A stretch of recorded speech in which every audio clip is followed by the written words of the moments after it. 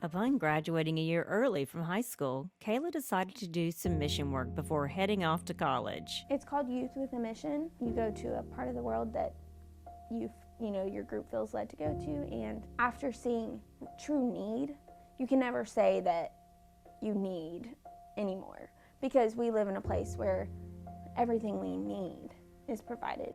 What was once considered a simple sneeze would gradually become more alarming.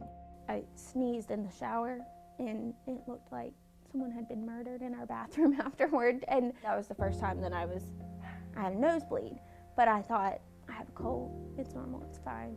While in Africa, Kayla's nosebleeds became more frequent and finally could no longer be ignored. I said, if I have one more, I'm gonna have to go to the hospital, because I can't bear to leave any opportunity to see a doctor when I have no idea what's going on with me.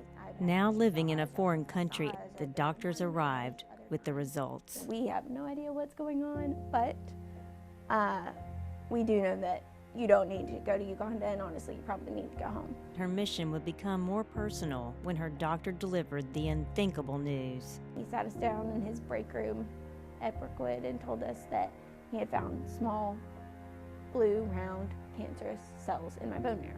I just kind of sat there for a minute trying to figure out what all this meant, and I think when it hit me is when I realized that I wasn't going to be able to start at Auburn that year. That was when I realized my world was about to flip upside down, and there was nothing I could do about it. Kayla was diagnosed with high-risk stage 4 neuroblastoma, a pediatric cancer rarely seen in children over the age of 5.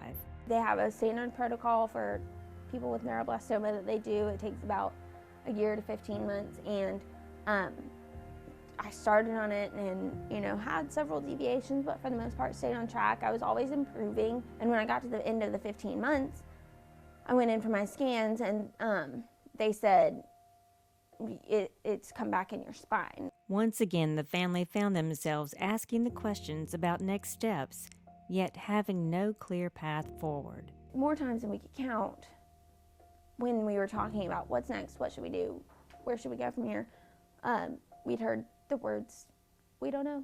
Nobody really knows, and it's not because the doctors don't care, it's not because the doctors don't try, but it's because there's not enough money to fund research. What started as a mission trip abroad became a personal quest to find a cure. As she shared details of her treatment on her blog, several people wanted to help. We just had a huge flood of people wanting to help.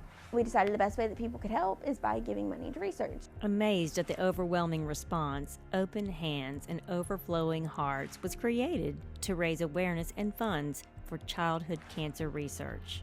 I had no idea that it would take off the way it did. It was so amazing to see people come together and use their own passions to raise money for childhood cancer research.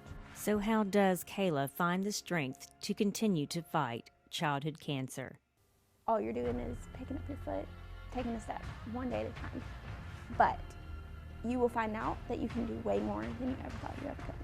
My strength is found in Christ. I feel like I would be nowhere close to where I am today without the Lord. Kayla will do anything to see childhood cancer eradicated during her lifetime. What will you do?